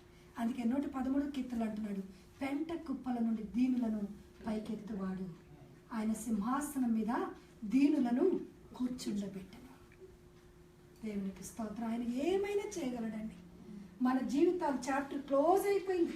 ఇంక నేను ఎందుకు పనికిరాను, నా ఏజ్ బారైపోయింది, ఉద్యోగానికి పనికిరాను, నా వివాహంలో నా ఏజ్ బారైపోయింది, పిల్లలు పుట్టరు, నాకు అప్పులు ఎక్కువైపోయాయి, నేను ఇంక అప్పులను తీర్చలేను అని అనేక మంది ఆత్మహత్యలు చేసుకోవట్లేదా? ఎందుకు చేసుకున్నారు? వారికి నిజదేవుడు తెలియక. నిజదేవుడు తెలిస్తే ఆయన పాదాలు పట్టుకుంటే ఎటువంటి స్థితిలో నుండి ఆయన లేపగలడు. ఇలాంటి డిప్రెషన్లో ఉండి ఆత్మహత్యలకు గురైన వారు ఎందరో ఉన్నారు. కానీ దావీదు అలా చేయలేదు. తన శ్రమలన్నిటిలో మీరు చదవండి, ఎక్కడైనా ఎవరినైనా వెళ్ళి సలహాలు అడిగినట్టు కానీ ప్రార్థన చేయమన్నట్లు కూడా లేదండి. దావీదు తన శ్రమలో తనే వెళ్ళిపోయాడు, దేవునికి మొర పెట్టుకున్నాడు. అందుకే 46వ కీర్తన మొదటి వచనంలో అంటాడు, ఆపత్కాలమందు ఆయనకు మొర పెట్టుము, ఆయన నీకు ఉత్తరం ఇచ్చును. మన ఆపదల్లో, మన శ్రమలలో, మన కష్టాల్లో, మన డిప్రెషన్లో, మన స్ట్రెస్లో మనం ఏం చేయాలండి? ఆయన పాదాల దగ్గర కూర్చుంటే వెంటనే ఆయన మనకు బలం ఇస్తాడు. మొదటిది ఫస్ట్ ధైర్యం ఇస్తాడు, రెండవది మనకు బలం ఇస్తాడు. ఎవరు ఆయన కొరకు కనిపెట్టుకుంటారో వారు ఎన్నటెన్నటికి సిగ్గు నందరు. 25వ కీర్తన 3వ వచనం అంటున్నాడు, యెహోవా కొరకు కనిపెట్టుకున్న వారిలో ఎవ్వరును సిగ్గు నందరు. ఆయన కొరకు కనిపెట్టుకొని ఆయన సన్నిధిలో ప్రార్థన చేసి ఆయన పైన ఆధారపడి సిగ్గుపడిన వారు ఎవరైనా ఉన్నారండి? ఆయన నమ్మక, ప్రార్థన చేయవలసినంత చేయక, ఆయన పైన ఆధారపడక సిగ్గుపరచబడిన వారు ఉన్నారు. కానీ ఆయన పైన ఆధారపడిన వారిని ఆయన ఎప్పుడు వమ్ము చేయలేదు, సిగ్గుపరచలేదు. అందుకే దావీదు తన స్వకీయ జీవితాన్ని ఈ కీర్తనలన్నింటిలో రాశాడు. ఒక్కొక్క కీర్తనలో ఒక్కొక్క తన ఎక్స్పీరియన్స్ రాశాడు. ఆయన కొరకు కనిపెట్టుకున్న వాళ్ళు ఎవరునూ సిగ్గును అందరు. ఇలాంటి భయంకరమైన స్ట్రెస్లో నుండి దేవుడు విడిపించి ఒక ఉన్నతమైన స్థానంలో కూర్చోపెట్టి 40 సంవత్సరములు ఇశ్రాయేలుకు ఒక గొప్ప రాజుగా దేవుడు అతనిని నిలవబెట్టి అతడు 40 సంవత్సరాలు పొందిన శ్రమకు 40 సంవత్సరాల్లో రెట్టింపు ఘనత. మేము ఇజ్రాయెల్ దేశానికి నేను నా భర్త గారు వెళ్ళాం. అక్కడ సొలొమోను దేవాలయం కట్టబడింది. ఆ ప్రక్కనే మీరు కూడా వెళ్ళి ఉంటారు, మీకు కూడా తెలిసి ఉంటుంది, దావీదు సమాధి ఉంటుందండి. ఆ సమాధి దగ్గర నేటికి యూదులు కూర్చొని ఈ కీర్తనలు వల్లిస్తారు. దావీదు రాసిన కీర్తనలు. అంత పెద్ద దేవాలయం కట్టిన సొలొమోను ఎవరు జ్ఞాపకం చేసుకోవట్లేదు. అక్కడ విచారకరమైన విషయం అది. ఎవరు జ్ఞాపకం చేసుకోవట్లేదు. కారణం ఏంటి అని అడిగితే అతడు అన్ని స్త్రీలను పెళ్లి చేసుకున్నాడు, దేవునికి దూరస్తుడైపోయాడు. కానీ దావీదు పాపంలో పడ్డా తిరిగి లేచాడు, దేవుని యొక్క సన్నిధిని ఆశ్రయించాడు, తన పాపమును తగిన ప్రాయశ్చిత్తమును కన్నీటితో చెల్లించాడు. కానీ ఇతడు మరి దేవునికి దూరస్తుడైపోయాడు కనుక అతని జ్ఞాపకాలు మాకు అక్కరలేదు అంటున్నారండి. ఎంత విచారకరమైన విషయం. కానీ దావీదును వారి పితరుల తండ్రిగా గౌరవిస్తున్నారు. అందుకే దావీదుతో దేవుడు అన్నాడు, శాశ్వతమైన కృపను నేను నీకు చూపుతున్నాను. సూర్యుడు చంద్రుడు ఉన్నంత కాలము నీ వంశములో నుండి రాజులు రాక మానరు. ఒక శాశ్వతమైన కృప దేవుడు దావీదుకి ఇచ్చాడు. ఎందుకో తెలుసా అండి? దినమునకు 3 మారు ప్రార్థన, దినమునకు 7 సార్లు స్తుతి. 119వ కీర్తనలో చూస్తాం, 57వ కీర్తనలో చూస్తాం, అలాగే 119వ కీర్తన 62, 64 వచనాల్లో చూస్తాం. ఇది చాలదు అన్నట్లు అర్ధరాత్రి లేచి కృతజ్ఞతా స్తుతులు చెల్లించేవాడట దేవునికి. నిద్రమానుకు ఒక గొప్ప రాజు, ఆయనకి అంత సమయం ఎక్కడండి? ఒక గొప్ప రాజు, ఆయన కింద అనేక మంది రాజులు ఉన్నారు. వారు ప్రతి సంవత్సరం కప్పులు కట్టేవారు, ఆయనకి కానుకలు చెల్లించేవారు. ఆ కానుకలు ముట్టుకునేవాడు కాదంట ఆయన. అవన్నీ ప్రక్కకు పెట్టి సొలొమోను కట్టించిన దేవాలయానికి ఆ ధనమును వాడాడు. ఎంత నమ్మకస్తుడో చూడండి. దేవుని మందిరం మీద ఆయనకున్న మక్కువ ఎంతో చూడండి. ఆ భక్తి ఏంటో చూడండి. ఇంత గొప్ప రాజు అయ్యండి ఆయన దినమునకు 3 మారు ప్రార్థన, 7 సార్లు స్తుతి, అర్ధరాత్రి లేచి కేవలం కృతజ్ఞతా స్తుతి, థ్యాంక్స్ గివింగ్. ఏంటో థ్యాంక్స్ గివింగ్? ఒకప్పుడు నేను గొర్రెలను కాచుకునే రాజు, గొర్రెల కాపరిని, ఇప్పుడు నువ్వు నన్ను గొప్ప రాజుగా చేశావు. ఆయన సింహాసనం బంగారపు సింహాసనం అట. 12 మెట్లు ఉంటాయట దావీదు సింహాసనానికి. అంత బంగారంతో పొదగబడింది. వెనక భాగంలో 3 బ్యాగ్స్ని పెట్టుకున్నాడట. వాటిలో ఒకటి వడిసెల, ఒకటి ఆయన గొర్రెను కాసిన కర్ర, 3వది గొంగళి. ఈ 3 పెట్టుకుని ఆయన సింహాసనం ఎక్కేటప్పుడు ఒక్కసారి ఆ 3 వస్తువుల వైపు చూచి, ఒకప్పుడు నా స్థితి అది, కానీ అట్టి గొర్రెలు కాచే నన్ను నువ్వు ఈ దినాన గొప్ప రాజుగా చేశావు కనుక నేను మదించి నిన్ను మర్చిపోకూడదు సుమాని 103వ కీర్తన రాశాడండి. ప్రతి దినం సింహాసనం ఎక్కే ముందు ఆ 3ని తలుచుకొని, ఒకప్పుడు నేను అది, దేవుడు నన్ను ఇప్పుడు ఈ స్థితిలో ఉంచాడు కనుక నేను ఆయనను మర్చిపోవటానికి వీలు లేదు. అందుకే 103వ కీర్తన అంటాడు, ఆయన చేసిన ఉపకారములలో దేనిని మరువకము. అది చిన్నదైనా పెద్దదైనా ప్రతిదానికి నువ్వు కృతజ్ఞత స్తుతించు. నా అంతరంగమా, నా ప్రాణమా, నువ్వు తిని త్రాగి మదించిపోకు సుమా, నువ్వు ఆయనను స్తుతించు. ఎందుకు? ఒకప్పుడు నువ్వేమిటి, ఇప్పుడు నిన్ను ఏ స్థితికి దేవుడు తెచ్చాడు, అది మరచిపోకు సుమా అని తన ప్రాణంతో తాను చెప్పుకుంటూ ఉన్నాడండి. మరొక ధనవంతుడు ఉన్నాడు లూకాసు వార్తలో. అతడు అంటున్నాడు, నేను పంట వేశాను, దాన్ని విస్తారమైన పంట పండింది, కొట్లను విప్పాను, పెద్దవి చేశాను, అనేక సంవత్సరాలు సరిపోయే పంట పండింది అని ఇప్పుడు ఆ పంట బస్తాలు ఎదుటి కూర్చొని కుర్చీ వేసుకొని నా ప్రాణమా తినుము త్రాగుము సుఖించమని చెప్పుకుంటున్నాడట. అప్పుడు దేవుడు అన్నాడంట, ఓయి ఫూల్, నీవు ఉట్టి విత్తనం చల్లావు, దానిపైన మంచు నేను కురిపించాను. ఆ మొక్క ఎదిగేటట్లుగా సూర్యరశ్మిని పంపింది నేను, దానికి కంకి వేసేటట్లుగా గింజలు వేసేటట్లుగా చేసింది నేను, అవి పురుగులు తినకుండా కాపాడింది నేను. ఈ దినం కొట్టడానికి నీ ధాన్యం వచ్చిందంటే నీ గొప్పతనం కాదు, అది నేనిచ్చింది. నన్ను స్తుతించడం మర్చిపోయి ఇది నా గొప్పతనం, నువ్వు తిను త్రాగని చెప్పుకున్నావా, ఇదిగో ఈ రాత్రి నీ ప్రాణాన్ని అడుగుతాను, నువ్వు సంపాదించినవన్నీ ఎవరిని పాలవుతాయి? చూడండి, భక్తి గల ధనవంతుడు, భక్తి లేని ధనవంతుడు. భక్తి గల ధనవంతుడు ఏమంటున్నాడు? ఇదంతా దేవుని వల్లనే కలిగింది అంటున్నాడు. భక్తి లేని ధనవంతుడు ఏమంటున్నాడు? ఇదంతా నా వల్లనే కలిగింది అంటున్నాడు. వారిద్దరికి ఉన్న వ్యత్యాసం చూడండి. అతను తన ప్రాణంతో తిను త్రాగని చెప్తున్నాడు, ఇతడు తన ప్రాణంతో ఓ ప్రాణమా దేవుని మర్చిపోకు సుమా, ఆయన స్తుతించు, ఆయన చేసిన ప్రతి మేలును బట్టి స్తుతించు అని చెప్తున్నాడు. ఇంతగా దేవుడు దావీదును భయంకరమైన స్ట్రెస్ నుండి, ఓ భయంకరమైన స్థితి నుండి, భయంకరమైన శోధనల నుండి, అవమానముల నుండి, నిందల నుండి, హేళనల నుండి, తన ఇంటి వారే తనకు శత్రువులు అయిపోయినప్పుడు దేవుడు అతనిని విడిపించి ఒక గొప్ప రాజుగా సింహాసనాన్ని ఎక్కించాడు. ఈ రాత్రి ఒకవేళ నీవు కూడా నీ కుటుంబంలో అవమానం పొందుతున్నావా, నువ్వు తృణీకరించబడిన వాడిగావా దానిగా ఉన్నావా, హేళన చేయబడుతున్నావా, నీ ఇంటి వారే నీకు శత్రువులుగా మారిపోయారా? అయితే ప్రభు వైపు చూడు, వారి ఎదుటి దేవుడు మరలా నిన్ను నిలవబెడతాడు. మూడో వ్యక్తి ఉన్నాడండి, ఆయన కూడా చాలా స్ట్రెస్లోనికి వెళ్ళిపోయాడు, చాలా ఆదరణ కోల్పోయాడు, నలిగిపోయాడు. ఆ వ్యక్తి ఎవరో తెలుసు మీ అందరికీ? యోబు. యోబు తన జీవితంలో ఎంతగానో నలిగిపోయాడు. దేవుడు అన్ని ఇచ్చాడు, గొప్ప ధనవంతుడు, యథార్థవంతుడు, నీతిపరుడు, భక్తిపరుడు అని దేవుడు కొన్ని క్వాలిటీస్ జోబు గ్రంథం ఫస్ట్ వర్సెస్లోనే ఏ వ్యక్తిని గురించి దేవుడు అన్ని బిరుదు ఇవ్వలేదు బైబిల్లో. ఈ వ్యక్తిని గురించి దాదాపు 5-6 బిరుదులు దేవుడు ఇస్తాడు. న్యాయవంతుడు, భక్తిపరుడు, నీతిపరుడు, యథార్థవంతుడు, ఇన్ని కలిగిన ఈ వ్యక్తికి ఎందుకు వచ్చింది శ్రమ? అన్నిట్లోనే ఆయన ఉన్నాడు. ఆయన అంటున్నాడు, నేను ఏ పాపం చేయలేదు, నా దగ్గరికి వచ్చి సహాయం అడిగిన వారికి నేను ఎన్నడూ నా చెయ్యి బిగపట్టలేదు, నేను వారికి ఇచ్చి నా చేతులు చాచాను, సహాయం చేశాను, యవనస్తులను చూచినప్పుడు నా కన్నులు త్రిప్పుకున్నాను, పాపమును నాలోనికి రానివ్వలేదు, నా కన్నులతో నిబంధన చేసుకున్నాను.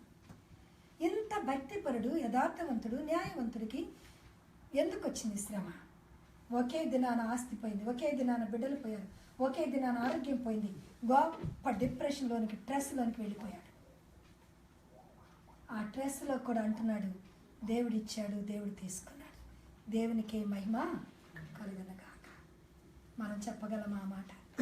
మనకన్నీ పోయి, ఆరోగ్యం పోయినా, ఆస్తి పోయినా, బిడ్డలు పోయినా, మనకు కూడా ఆయన వల్ల చెప్పగలమా? యోబు ఎలా చెప్పగలిగాడు? ఆయన మనలాంటి మనుషుడే కదా. ఇంత డిప్రెషన్లో ఎలా దేవుని స్తుతించగలిగాడు, ఎలా ఈ మాటలు చెప్పగలిగాడు అంటే అతడు దేవునిపైన ఆధారపడ్డాడు. దేవునిపైన ఆధారపడ్డాడు, దేవునిపైనే ఆధారపడ్డాడు. అయ్యా, నువ్వు ఇచ్చినప్పుడు నువ్వు నాకు ఎందుకు ఇచ్చావని నేను అడగలేదే, ఇప్పుడు నువ్వు తీసివేస్తే నా దగ్గర నుంచి తీసివేసే అనే అధికారం నాకు లేదు. చాలాసార్లు దేవుడు మనకి ఏవైనా మనం ఊహించని మేళ్ళు, ఊహించని ఉద్యోగాలు, ఊహించని చదువు, ఊహించని రీతిలో దేవుడు మనల్ని తీసుకొచ్చాడు అనుకోండి, ఇక్కడ తీసుకొచ్చాడు, ఇప్పుడు అన్నీ తీసేసాడు అనుకోండి. తీసుకొచ్చినప్పుడు ఎందుకు తీసుకొచ్చావు ప్రభా, ఇండియాలో అంతమంది ఉండగా నన్నే ఇక్కడికి ఎందుకు తెచ్చావు అంటావా? ఏ కొద్ది మందో. కానీ తీసివేసినప్పుడు మాత్రం నువ్వు నాకు అన్యాయం చేసావు ప్రభా, నువ్వు నాకు ఎందుకు ఇలా చేసావు ప్రభా, నువ్వెందుకు నా ప్రార్థన వినట్లేదు ప్రభా అంట. నేను కూడా అండి, ఇక మా పాప నాకు 5 వరుసగా నార్మల్ డెలివరీ పుట్టారు. ఈ పాప పుట్టినప్పుడు నా గర్భసంచి తెగిపోయింది. ఒకే హాస్పిటల్, ఒకే డాక్టర్ దగ్గర 7 పుట్టారు. 7 ఒకే హాస్పిటల్, ఒకే డాక్టర్. అయితే 5th డెలివరీస్ అయిపోయినాయి కనుక ఈ పాపని నేను డెలివరీ అవ్వగానే డాక్టర్లు వచ్చి పల్స్ చూసి నార్మల్గానే ఉన్నాయి అనేసి వెళ్ళిపోయారు. అయినా లిల్లీకి అన్ని నార్మల్ డెలివరీసే కదా అని జస్ట్ ఈ పల్స్ చూసేసి వెళ్ళిపోయారు. నర్సులేమో బెడ్ రెడీ చేస్తున్నారు, ఆయాలేమో బేబీని తీసుకెళ్ళి స్నానం చేపిస్తున్నారు. నర్సెస్ అదంతా బెడ్ రెడీ చేసి నన్ను తీసుకెళ్ళటానికి వచ్చేవరకే నా గర్భసంచి తెగిపోయి ప్యూర్ బ్లడ్ బయటికి ప్రవహిస్తూ ఉంది ఆ లేబర్ రూమ్లో నుండి. ఇంకా వాళ్ళు షాక్ అయిపోయారు, కెవ్వుని క్యాచ్ చేస్తారు. అప్పటికే డాక్టర్లు వెళ్ళిపోతున్నారు. ఇంకా ఈవినింగ్ 5 o'clock అయింది డెలివరీ. ఇలా చూసారు, వెళ్ళిపోతున్నారు. వీళ్ళు పెద్ద కేకేసి అమ్మా అమ్మ అని అరిస్తే పెద్ద డాక్టర్ గారు చిన్న డాక్టర్ గారు ఇద్దరు లోపలికి వచ్చారు. వాడు వస్తుండగానే ఈ బ్లడ్ అక్కడ కనబడతానండి బయట. వాళ్ళకి అర్థమైపోయింది. వెంటనే గ్లౌజెస్ తీసుకురండి, థియేటర్ తెరవండి, తాళాలు తెరవండి అని అరుస్తున్నారు డాక్టర్. విత్ ఇన్ సెకండ్లో థియేటర్ తలుపులు తెరిచారు. గ్లౌజులు ఒక నర్స్ తెచ్చి ఇచ్చిన గ్లౌజులు ఎక్కించుకున్నారు. ఇమీడియట్గా నన్ను ఆ స్ట్రెచ్చర్ మీద ఉన్నాను, లోపలికి తీసుకెళ్ళిపోయారు. ఆ గర్భసంచిని బయటికి తీసి 45 నిమిషాలు కుట్లు వేయాలి. మరి నాకు అనిస్థీషియా ఇవ్వాలి కుట్లు వేయాలంటే, కానీ అనిస్థీషియా ఇవ్వటానికి లేదు. నా ప్యూర్ బ్లడ్ వెళ్ళిపోయింది. ఇప్పుడు నాకు అనిస్థీషియా ఇస్తే కోమాలోకి వెళ్ళిపోతాను. అందుకని వాళ్ళు భయపడి అమ్మ నీకు అనిస్థీషియా ఇవ్వట్లేదు, కొంచెం కుట్లు నొప్పి అవుతాయి వేస్తున్నప్పుడు, మీరు ఓర్చుకోవాలని చెప్పారు. అప్పటికే నా పని అయిపోయింది. మొత్తం బ్లడ్ అంతా పోయి ఉన్నాను. రూములు తిరుగుతున్నాయి, ఫ్యాన్లు తిరుగుతున్నాయి. నేను ఎక్కడున్నా నాకు తెలియట్లేదు. అలా ఏదో ఇలా తల ఊపాను. వాళ్ళిద్దరు కాన్వర్సేషన్ మాత్రం వింటున్నాను. పెద్ద డాక్టర్ గారు అంటుంది చిన్న డాక్టర్తో, నువ్వు మూసేసేయి, గర్భసంచిని మూసేయి, 6 పుట్టారు చాలు, ఇంకా 7వ కాన్పు వస్తే ఆమె చనిపోతాం, ఇంక పుట్టడానికి అసలు స్కోపే లేదు, మొత్తం గర్భసంచి తెగిపోయింది కాబట్టి నువ్వు మొత్తం మూసేసి అని చెప్తుంది. చిన్న డాక్టర్ అంటుంది, అమ్మో ఆ భర్త గజెటెడ్ ఆఫీసరు, ఇప్పుడు ఆయన కంప్లైంట్ ఇస్తే మన ఇద్దరు ఉద్యోగాలు ఊడిపోతాయి, భర్త పర్మిషన్ లేకుండా మనం ఆ పని చేయకూడదు అని ఈవిడ. అయితే ఒక పని చేయి, దగ్గరికి వేసాయి అంది పెద్ద డాక్టర్. అన్నీ వింటున్నా నేను. దగ్గరికి వేశారు, రూమ్లో తీసుకెళ్లారు. ఒక 3-4 రోజులు పట్టింది, బ్లీడింగ్ ఆగట్లేదు. ఒక 3 బాటిల్స్ బ్లడ్ ఎక్కించేశారు. 5 days 6 days తర్వాత కొంచెం నార్మల్ అయ్యాక నన్ను డిశ్చార్జ్ చేశారు.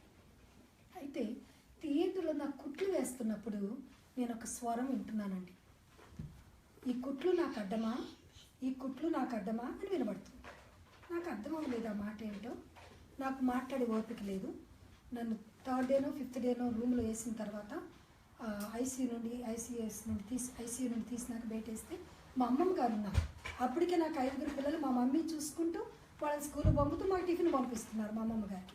మా అమ్మమ్మ గారు ఉన్నారు నా దగ్గర. కొంచెం ఓపిక వచ్చాక అన్నాను, అమ్మమ్మ నాకు థియేటర్లో కుట్లు వేస్తున్నప్పటి నుంచి ఒక స్వరం వినబడుతుంది, ఇప్పటికీ అది వినబడతానే ఉంది, ఏంటి దీని అర్థం, ఈ కుట్లు నాకు అడ్డమా, ఈ కుట్లు నాకు అడ్డమా అని వినబడుతుంది అన్నాను. అంటే మా అమ్మమ్మ గారు తడుముకోకుండా అన్నారు, ఆహా అయితే ఇంకొకటి ఉందన్నమాట. అస్సలు ఏ మాత్రం తడుముకోకుండా ఆహా అయితే ఇంకొకటి ఉందన్నమాట, ఇంతటితో అయిపోలేదు అన్నారు. అప్పుడు నాకు రీకలెక్ట్ అయింది, ఓహో అందుకు ఆ ప్రభు ఈ మాట చెప్పారా అని నేను అనుకున్నాను. అయిపోయిందండి. తర్వాత డిశ్చార్జ్ అయ్యాం, వెళ్ళిపోయాం. కరెక్ట్గా 9 monthsకి మళ్ళీ నేను ప్రెగ్నెంట్ అయ్యానండి. ప్రెగ్నెన్సీ అని తెలియదు, ఎందుకంటే మా ఇద్దరికి చాలా వార్నింగ్స్ ఇచ్చి పంపారు డాక్టర్ గారు, ఇంకా గర్భం రాకూడదు, వస్తే చనిపోతుంది లిల్లీ అని డానియల్ గారు జాగ్రత్త అని చెప్పి పంపారు. 9 monthsకి మళ్ళీ ప్రెగ్నెన్సీ అని తెలీదు.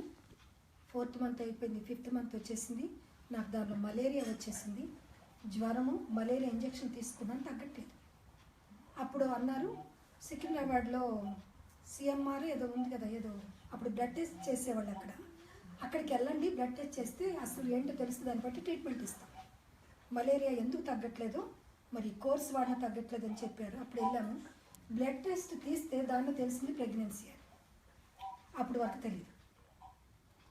సరే ఇక్కడే డాక్టర్ గారు గైనకాలజిస్ట్ ఉన్నారు, వెళ్ళి ఒకసారి చూపించండి అన్నారు వాళ్ళు, ఆ బ్లడ్ టెస్ట్ తీసిన వాళ్ళు. సరే ఎట్లాగున్నారు కదా అని వెళ్ళి చూపిస్తే ఆవిడెవరు, మా డాక్టర్ గారు. తిట్టకుండా తిట్టింది.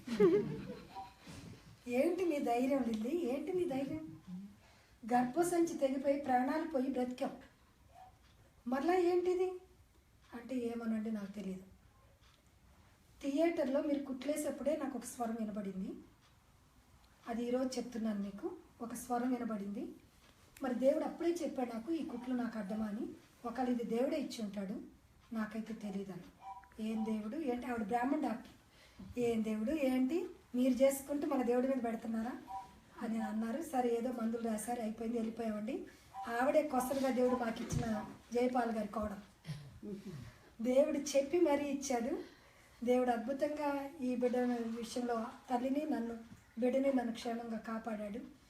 ఈమెను పుట్టిన వెంటనే ఆమె గురించి ప్రవచనం చెప్పాడు దేవుడు. ఒక కొసరుగా దేవుడు ఆమెను ఇచ్చాడు. ఈ దినాన ఒక ఉన్నతమైన సేవలో దేవుడు ఆ బిడ్డను వాడుకున్నాడు. ఎందుకు చెప్తున్నానంటే చాలాసార్లు మన జీవితాల్లో నేను అప్పుడు అడిగానండి దేవుని, అది చెప్పడానికి ఇదంతా చెప్తున్నా. ఏమని అడిగానంటే, ప్రభా నువ్వు నాకు అన్యాయం చేశా, బ్లడ్ పోయింది, ప్రాణ భయంతో ఉన్నాను, ప్రాణంతో చెలగాడుతున్నాం. 5 నిమిషాలకి డాక్టర్ని ఫోన్ చేసి నా పరిస్థితి అడుగుతూ ఉంది. గర్భసంచి కుట్లేసిన 3 రోజులకు కూడా నేను ఇంకా సృహలోకి రాలేదు, బ్లీడింగ్ ఆగలేదు. అందుకు భయపడిపోయి ఆమె ఫోన్లు చేస్తూ ఉంది. నాకు మెలకు వచ్చాక ఒక్క మాట అడిగాను ప్రభుని, ప్రభా ప్రాణం తెగించి కన్నాను కదా, ఈ బిడ్డనన్న కొడుగ్గా ఇయ్యొద్దా నువ్వు? ఇంత ప్రాణం తెగించి కన్నాను కదా, కొడుకుని ఇవ్వకుండా మళ్ళా కూతుర్ని ఇచ్చావు, ఇంకో కొడుకునిచ్చి ఉంటే వాడికి తోడుండేది కదా, ఎంత నేను ప్రాణం తెగించి కన్నా లాభం ఏంటి? నా కూతుర్నిచ్చావు, నువ్వు నాకు అన్యాయం చేశావు. ఇట్లాగే అన్నానండి, నువ్వు నాకు అన్యాయం చేశావు అంటే ప్రభు ఏమన్నారు తెలుసా అండి, నేను నీకు అన్యాయం చేశానా? లోకంలో గొడ్రాళ్ళను చూడు, ఎన్ని కోట్ల మంది ఉన్నారు, వాళ్ళు ఎంత బిడ్డలతో కల్లాడుతున్నారో చూడు, నువ్వు అడగకుండానే ఇస్తున్నాను కదా నేను, అందుకే నీకు అలసైపోయాను అన్నారు. ప్రభు నాతో ఒక ముఖాముఖి మనిషిలాగా మాట్లాడతారండి నేటికి కూడా. నా చిన్నతనం నుండి నేటికి కూడా ప్రభు నాతో ముఖాముఖిగా మాట్లాడతారు ఒక మనుషులాగే. నేను నీకు అలసైపోయానా? అడగకుండా ఇచ్చాను కదా, అందుకే నీకు అలసైపోయిందా? ఈ గర్భఫలం నీకు చులకనగా ఉందా? ఇప్పుడు నీకు తెలియదులే, తర్వాత నీకు తెలుస్తుంది అన్నారండి ప్రభు. అయిపోయింది. తర్వాత ఏమన్నారంటే, ఒక మనుషుడు నీకు పెన్నో పిన్నో ఇస్తే థ్యాంక్స్ చెప్తావు కదా, నువ్వు నాకు థ్యాంక్స్ చెప్పడం మానేసి ఆడపిల్లని ఎందుకు ఇచ్చావు, మగపిల్లని ఎందుకు ఇవ్వలేదని అడుగుతున్నావా అన్నారు. కీర్తన 65 మొదటి వచనం చదువు అన్నారు. అలాగే బైబిల్ పడుకొని తీస్తే సియోనులో మౌనముగా నుండుట స్తుతి చెల్లించుట అని ఉంటుంది. అంటే ఇప్పుడు నువ్వేం చేయాలి అంటే, ఏంటి ప్రభా దీని అర్థం అన్నారు. అంటే ఇప్పుడు నువ్వేం చేయాలి? నీకు ఇచ్చిన బిడ్డ విషయంలో స్తుతి చెల్లించు. ఇది ఎందుకు ఇచ్చావు, అదెందుకు ఇవ్వలేదని అడగకు. ఏది నీకు ఇచ్చినా నీ మేలు కొరకే ఇచ్చాను. నేను నీకు ఇచ్చింది ఇప్పుడు నీకు అర్థం కాదు, తర్వాత నీకు అర్థమవుతుంది. అంతే. ఇంకా ఆ దినం నుండి నేను ప్రభు మీద సనగటం మానేశానండి. ఈ పాప 9th మంత్ వచ్చింది, నాకు పెయిన్స్ స్టార్ట్ అయ్యాయి. టీఎల్ హస్బెండ్ గారు నిజాం గ్రౌండ్స్లో మీటింగ్స్ పెట్టారు. నాకు 11 o'clockకి ఏప్రిల్ మాసం అది పెయిన్స్ వస్తూ ఉన్నాయి గ్రౌండ్లోని. డైరెక్ట్గా అక్కడి నుంచి హాస్పిటల్కి వెళ్ళాం. ప్రభు నాకు ఒక చిన్న ఫ్రాక్ చూపిస్తున్నారండి. మా అమ్మమ్మ గారు మా వారు అక్కడ కూర్చొని ప్రార్థన చేస్తున్నారు. ఇంకా నన్ను లేబర్ రూమ్లో వాళ్ళు తీసుకెళ్తారు. ప్రార్థన చేస్తుంటే ప్రభు నాకు చిన్న ఫ్రాక్ చూపిస్తున్నారు ఇలాగ పట్టుకొని. అంటే ఏంటి ప్రభా మరలా బేబీయా అన్నాను నేను. ఏంటి ప్రభా మరలా బేబీయా? మరలా బేబీయే, నువ్వు పోయినసారిలాగా బాధపడకుండా ఉండటానికి నీకు ముందే చూపిస్తున్నా. మరలా బేబీ అన్నారు. అలాగే అండి 4 kgs బేబీ తెల్లవారుజామున 4 o'clock పుట్టింది. జెస్సీ జయపాల్ గారి కూడా 3 నెలల బేబీ లాగుంది. హాస్పిటల్ అందరూ వచ్చి చూసారండి ఆ బేబీకి స్నానం చేపిస్తుంటే. అసలు డాక్టర్ అమ్మ గారు సిజారియన్ చేయాలి మార్నింగ్. నాకు ఆవిడ ఫోన్ చేసి డానియల్ గారు లిల్లీని తీసుకొని రండి అని ఫోన్ చేశారట ఇంటికి. ఎక్కడ లిల్లీ అండి, వెళ్ళిపోయింది, డెలివరీ కూడా అయిందని చెప్పారట. అదేంటి అలా ఎలా సాధ్యం? గర్భసంచి తెగిపోతుంది కదా, నేను సిజారియన్ చేస్తానని చెప్పాను కదా, అంతా అరేంజ్మెంట్ అయింది, 7 o'clock ఆపరేషన్, అట్టెట్లా జరిగింది అని పరిగెత్తుకుంటే ఆవిడ వచ్చేసి, ఏంటి లిల్లీ సూపర్ న్యాచురల్ పవర్ ఏదో నిన్ను నడిపిస్తున్నట్టుంది, ఎలా జరిగింది ఇది? నార్మల్ డెలివరీ ఎలా అయింది? అసలు 4 kgs బేబీ ఎలా పుట్టింది? ఇదేదో సూపర్ న్యాచురల్ పవర్ నిన్ను నడిపిస్తుంది అని ఒక హిందూ డాక్టరు సాక్ష్యం ఇచ్చారండి. ఆ తర్వాత నేను తెలుసుకున్న 20 ఏళ్ల తర్వాత నేను ఒక క్యాథలిక్ చర్చిలో మెసేజ్ చెప్పడానికి వెళ్తే ఆ క్యాథలిక్ ఆవిడ పిలిచి ఆవిడ కొడుకు డాక్టర్, అతను ఇట్లాగే జయపాల్ గారి కొడుకు మీ పాపనిచ్చారంట, ఇది ఎలా జరిగిందా అంటే ఈ సాక్ష్యం అంతా చెప్పాను. చెప్తే ఆయన అన్నారు, అతను డాక్టర్ కాబట్టి అన్నాడు, ఆంటీ అసలు నార్మల్ డెలివరీ అవ్వటానికి స్కోపే లేదు. ఒకసారి గర్భసంచి తేలైన తర్వాత నార్మల్ డెలివరీ జరగదు. ఒకవేళ జరిగితే తల్లి బ్రతకదు. ఎలా జరిగింది ఇది మీకు? ఇదైతే సైంటిఫిక్గా ఇంపాసిబుల్. ఇది నిజంగా దేవుడే మీకు చెప్పారు కదా నాకు అర్థమని, ఆయనే చేస్తుంటారు ఈ పనంతా అన్నారు. ఎందుకు చెప్తున్నానంటే చాలాసార్లు మన జీవితాల్లో ప్రతికూల పరిస్థితులు జరిగినప్పుడు ఫస్ట్ నింద ఎవరిపైన వేస్తాం? మనం దేవుని పైన వేస్తాం కదా. దేవా నాకెందుకు ఇలా చేశావు, దేవా నాకెందుకు అలా చేశావు, దేవా నీకెందుకు. కానీ దావీదు ఎప్పుడు కూడా దేవుని అలా అడగలేదండి. యోబు ఎప్పుడు కూడా దేవుని నిందించలేదు. ప్రభా నాకెందుకు ఇచ్చావు, మళ్ళీ ఎందుకు తీసుకున్నావు, నేను ఆడపిల్లని ఇస్తేనే నాకు ఎందుకు ఇచ్చావని అడిగాను. మరి ఆయనకి 10 మంది పిల్లలు ఇచ్చి 10 మందిని తీసుకున్నా కూడా నువ్వు ఎందుకు తీసుకున్నావు, ఒక్కళ్ళన్నా ఉంచావా అని అడగలేదు. దేవుడు ఇచ్చాడు, దేవుడు తీసుకున్నాడు, దేవునికే మహిమ కలుగును గాక. అంత డిప్రెషన్లో కూడా అతడు దేవుని స్తుతించగలిగాడు అంటే దేవుని పైన ఆధారపడ్డాడు, దేవుని గట్టిగా నమ్మాడు గనుక దేవుడు అతని నమ్మకత్వాన్ని చూసి తిరిగి 2 దీవెన అనుగ్రహించాడు. పోయిన దానికి అన్ని డబల్ ఇచ్చాడు. పిల్లల్ని మాత్రమే 10 ఇచ్చాడండి, మిగతా అన్ని డబలే. అయితే ఆ 10 ఎలా ఉన్నారట, ఆ దేశంలోనే లేరంట ఆ బిడ్డలు, అంత అందగాళ్ళు. కారణం ఏంటంటే అతను డిప్రెషన్లో కూడా, స్ట్రెస్లో కూడా దేవుని పైన ఆధారపడ్డాడు. దేవుడు అతనన్నిటి నుండి విడిపించి ఉన్నతమైన డబుల్ బ్లెస్సింగ్స్ ఇచ్చాడు. ఈ రాత్రి మీరు, నేను, మనం అందరం కూడా ఎవరూ కూడా ఎలాంటి స్ట్రెస్లో మనం ఉన్నాం, అన్నీ కోల్పోయినా మనం ఆయన పైన ఆధారపడగలిగితే పోగొట్టుకున్నవన్నీ తిరిగి ఆయన ఇవ్వగల సమర్థుడు. అందుకే అంటాడు, నీ పూర్వస్థితిని నేను నీకు తిరిగి దయచేస్తాను.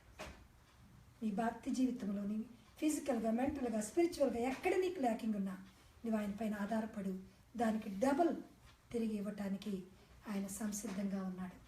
దేవుడి మాటలు దీవించిన గాక. ఆమేన్.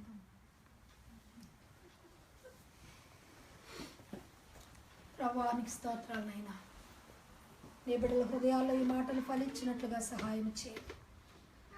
ఈ రాత్రి కాలం ఇక్కడ కూర్చున్న నీ బిడ్డలు ఎవరు ఎలాంటి డిప్రెషన్లో, స్ట్రెస్లో ఉన్నప్పటికీ, ఆందోళన, భయంతో ఉన్నప్పటికీ, అలసిపోయి సొమ్మసిల్లిపోయి ఉన్నప్పటికీ, నిరాశ నిస్పృహలలో ఉన్నప్పటికీ నేను విడిపించుటకు సమర్థుడను అని 3 భక్తుల జీవితాలు మా ముందు ఉంచారు.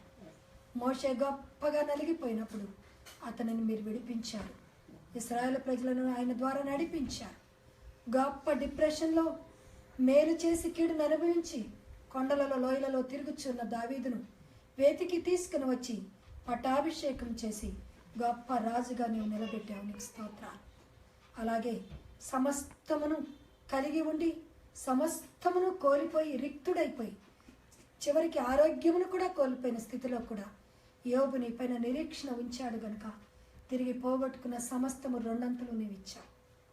ఈ రాత్రి మా జీవితాల్లో మేమేమేమి పోగొట్టుకున్నామో, ఆత్మీయ జీవితంలో వెనుకబడి ఉన్నాము, నాయన ఫిజికల్గా నష్టపోయి ఉన్నాము, మెంటల్గా డిప్రెషన్లో ఉన్నాము, అనుకున్నవి ఏవి జరగక ఆశించిన రీతిలో జీవితం కొనసాగించలేక ఉన్నాము. వాటన్నిటిలో నుండి విడిపించి 2 ఇవ్వగల దేవుడవు, సమర్థుడవు నీ ఒక్కడివే అని మేము గుర్తించడానికి ఈ రాత్రి మీరు మాతో మాట్లాడిన విధానం కొరకే మీకు వందనాలు. కనుక మా హృదయాలలో నీ మాటలను ముద్రించుకొని, భద్రపరుచుకొని, నెమరు వేసుకొని నీ కొరకు ఎదురు చూస్తూ అలసిపోక, సమస్యలక ఈ లోకంలో ముందుకు సాగిపోయేవారుగా, అనేకులకు మేము వెలుగునిచ్చేవారుగా మమ్మల్ని చేయమని యేసు నామమున అడిగి వేడుకొనిచున్నాము పరమ తండ్రి. ఆమేన్. దయచేసి ఎవరైనా ప్రేరేపణ గలవారు అప్పుడు ప్రార్థన చేయండి.